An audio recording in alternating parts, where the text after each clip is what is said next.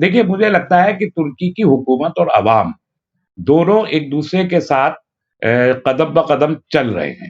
جو 8.5 کروڑ عوام ہے ترکی کی، بھلے ہی اس وقت کمال کلچدار اوغلو کو 47% ووٹ مل گیا اور کوئی یہ کہے کہ اتنا ووٹ ہے تو پھر ترکی کا عوام اسپلٹ ہو گیا، لیکن یہ ووٹ کی بات ہے کہ نظریاتی طور پر عوام کس ڈائریکشن میں کھڑے ہیں اسے اگر سمجھنا ہے تو پھر 15 جولائی 2016 کا فوجی تختہ پلٹ کی کوشش کو دیکھنا چاہیے کہ جہاں ایک رات میں طیب رجب اردگان کے ایک اشارے پہ عوام باہر آئے اور 150 لوگوں نے اپنی جان کا نذرانہ پیش کیا ایک ہی رات پہ، اور فوج کے سامنے ٹینکوں کے سامنے لیٹ کے فوج کو مجبور کیا بیرکس پہ واپس جانے کے. تو جب حکومتیں اور عوام ایک ساتھ کھڑے ہوئے ہوں اس طریقے سے نظریاتی طور پر مضبوط طور پر، تو اس کا مطلب یہ ہے کہ باہر سے ہونے والا کسی بھی قسم کا حملہ، چاہے وہ اقتصادی ہو، معاشی ہو یا عسکری ہو، فوجی ہو، اس کا مقابلہ کرنے کے لیے عوام وہاں پر بہت مضبوط ہے. اور یہ مضبوطی اور حکومت کی ان کے ساتھ مل کے جو دونوں مضبوطیاں ہیں، یہ اس تمام چیزیں جو ترکی کو ڈبونے کی کوشش کرنے والی فورسز ہوں گی ان کا مقابلہ کریں گے. اور ترکوں نے مقابلے کی تو ان کی تاریخ 1200 سال کی. ایک سوال اکثر جو ہے وہ سوشل میڈیا پر گردش کرتا ہے، بار بار کہا جاتا ہے کہ 100 سال پورے ہونے جا رہے ہیں 2023 میں، جو ریسٹرکشنز تھیں، جو پابندیاں تھیں وہ ہٹ جائیں گی، کئی چیزوں سے ترکی آزاد ہو جائے گا. یہ کس طرح کا بدلاؤ ہے؟ یہ بہت بڑا مسئلہ ہے. دیکھیے 4 جولائی 2023 کو، اب سے ایک مہینے کے بعد، ٹھیک 1 مہینہ 3 دن کے بعد یہ ختم ہو جائے گا لوزن ایگریمنٹ. کیا کیا چیز لیکن تھا یہ؟ دیکھیے 150 پوائنٹ کا ہے یہ معاہدہ، لوزن ایگریمنٹ لوزان کا جسے کہتے ہیں، یہ 150 پوائنٹ ہے. اس میں جو بنیادی اور اہم پوائنٹس ہیں وہ یہ تھا کہ ترکی کی آزادی کو تقریباً 100 سال کے لیے ویسٹ کنٹریز کے مفاد میں لکھ دیا گیا تھا. جو سمندر ہے ترکی کا، باسفورس کا سمندر جو مارمرا سی ہے، اس میں سے جو جتنے ایشیا کی طرف سے یورپ کو جانے والے جو تجارتی جہاز ہوتے ہیں ان کے اوپر سے ہر قسم کی چنگی اور محصول اور ٹیکسز سب فری کر دیا گیا تھا کہ سب فری ہوگا، کوئی جہازوں کو روکے گا نہیں. ترکی کو ریسٹرکٹ کیا تھا بہت ساری چیزوں کے لیے کہ وہ یہ چیز ایکسپورٹ نہیں کریں گے، یہ نہیں، بہت سارے پابندیاں تھیں، وہ ختم ہو جانی چاہیے. لیکن ویسٹ کا اصرار یہ ہے کہ یہ معاہدہ 100 سال کے لیے نہیں تھا، یہ غیر معینہ مدت کے لیے ہے. لیکن ترکی کا اصرار یہ ہے کہ صرف 100 سال کے لیے. تو یہ جو ایک کنفلکٹ ہے دونوں کے بیچ میں، یہ کس کروٹ بیٹھتا ہے یہ تو 4 جولائی کے بعد دیکھنا دلچسپ ہوگا. اور مجھے لگتا ہے کہ یہی بون آف کنٹینشن ہوگا نیٹو، یورپین یونین، امریکہ اور ترکی کے درمیان میں. اسی سے مسائل جو ہے وہ ترکی کے خلاف اس کو استعمال کرنے کی کوشش کی جائے گی، اور اس پر پابندیاں اور ریسٹرکشن، یہ ساری چیزیں میں جو کہہ رہا ہوں ایمان کی قیمت ادا کرنی پڑتی ہے. اس کے لیے لوزان ایگریمنٹ شاید ایک وجہ بن سکتا ہے کہ ان کو اس کی قیمت ادا کرنی پڑے. تو وہ حالات تو بہت اچھے نہیں ہوں گے، لیکن میں نے یہ کہا کہ ترکی کے عوام اور حکومت اگر مضبوطی کے ساتھ کھڑے ہیں تو ان حالات کا مقابلہ کر لیں. لوزان ایگریمنٹ کیوں ترکی کو کرنا پڑا تھا، کیا وجہ تھی، اور کیوں ترکی نے اس کو مان لیا تھا؟ دیکھیں لوزان ایگریمنٹ 2023 میں ہوا تھا، یہ سقوط خلافت کے بعد جو کولیپس ہوا 1923 میں. ہاں، ترکی کا سقوط 1919 میں ہو گیا تھا. اس کے بعد اور وہ اس کا ایک بہت بڑا پس منظر ہے کہ کیوں ہوا تھا. اس سے پہلے 1912 میں 4 جولائی 1923 میں ہوا تھا. اور اس سے پہلے 19 میں ترکی کی خلافت ختم ہو گئی. 1918 میں ترکی کی خلافت ختم ہوئی. ترکی کی خلافت کے ختم ہونے کے بہت سارے اسباب تھے.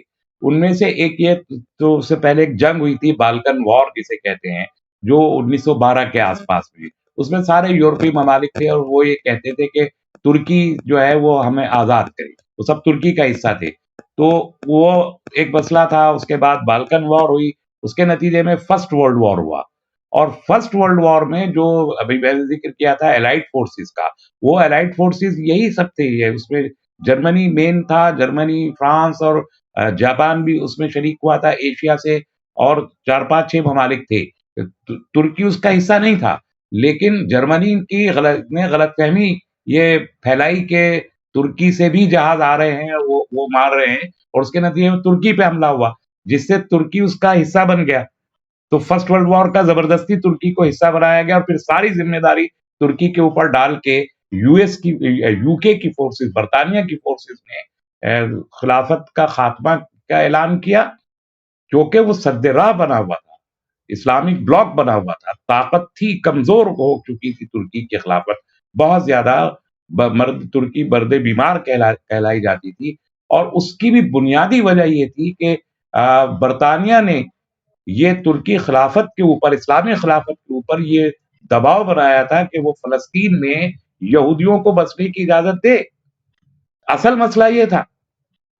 اور ترکی کے اسلامی خلیفہ نے اس وقت یہ اعلان کیا تھا کہ میری لاش پہ فلسطین میں یہودیوں کو آباد کرنے کی اجازت دی جائے گی، کیونکہ ایک یہ جو معاہدہ ہے کہ یہودی وہاں آباد نہیں ہوں گے، یہ ترکی کے خلیفہ نے تو کیا نہیں تھا. یہ معاہدہ کیا تھا حضرت عمر فاروق رضی اللہ تعالیٰ نے. جب پہلی بار فلسطین فتح ہوا تھا اسلام کے ہاتھوں، حضرت عمر فاروق نے فتح کیا تھا. اس وقت وہ عیسائیوں کے پاس تھا، تو جو ایم او یو سائن ہوا تھا اس وقت کے عیسائیوں کے اور حضرت عمر فاروق کے بیچ، اس معاہدے میں عیسائیوں نے جو آج کھڑے ہیں یہودیوں کے ساتھ، انہی عیسائیوں نے حضرت عمر فاروق رضی اللہ تعالیٰ عنہ سے یہ درخواست کی تھی، کیونکہ فاتح تھے. حضرت عمر فاروق نے فتح کیا تھا فلسطین کو، بغیر جنگ کے فتح کیا تھا. تو انہوں نے یہ کہا تھا کہ آپ یہودیوں کو یہاں پر داخل ہونے کی اجازت نہ دیں. اور حضرت عمر فاروق نے یہ فرمایا تھا کہ ہم کسی بھی مذہب کے آدمی کو اس کی عبادت کرنے سے بھی نہیں روکیں گے، اور ان کے جو معبد ہیں، عبادت گاہیں ہیں، ان کو بھی ہم خراب نہیں کریں گے، اس لیے ہم آپ کی یہ شرط نہیں مانیں گے. تب پھر عیسائیوں نے یہ کہا کہ اچھا ٹھیک ہے، آپ ان کو عبادت کرنے کی اجازت دے دیں، لیکن کم سے کم ان کو یہاں بسنے کی اجازت کبھی بھی نہ دیں. یہ مان لی تھی بات کہ ان کو یہودیوں کو بسنے کی اجازت نہیں دی جائے گی. اس بنیاد پہ جب برطانیہ نے یہ دباؤ بنایا خلیفۃ المسلمین کے اوپر ترکی کے کہ آپ یہودی میں، تو انہوں نے کہا کہ جس معاہدے کو حضرت عمر فاروق نے طے کیا ہے میں اسے رد کرنے والا کوئی نہیں ہوتا، میں نہیں دوں گا اجازت. اس لیے انہوں نے کہا کہ میری لاش پہ بنے گا. نتیجے میں ترکی، برطانیہ طاقت میں تھا، اس نے یہ الائڈ فورسز بنائی، جنگ کے ماحول پیدا کیا. پہلے جو ہنگری اور جو چھوٹی چھوٹی یورپی ممالک تھے ان کو جنگ میں کے لیے اکسایا، ان سے جنگ کروائی. اس کے بعد جرمنی کو اس میں جرمنی آیا. تو ایک لمبی کہانی ہے کہ کس طریقے سے یہ سب ہوا. اس کے نتیجے میں پھر یہ مصطفیٰ کمال پاشا آتا ترک، جو وہاں جنہوں نے خلافت کا خاتمہ کر کے سیکولر جمہوریہ ترکی کو بنانے کا اعلان کیا تھا، ان کے اور برطانیہ اور دوسری یورپین یونین کے ممالک کے بیچ یہ معاہدہ ہوا تھا جس پہ ترکی کو ریسٹرکٹ کیا تھا.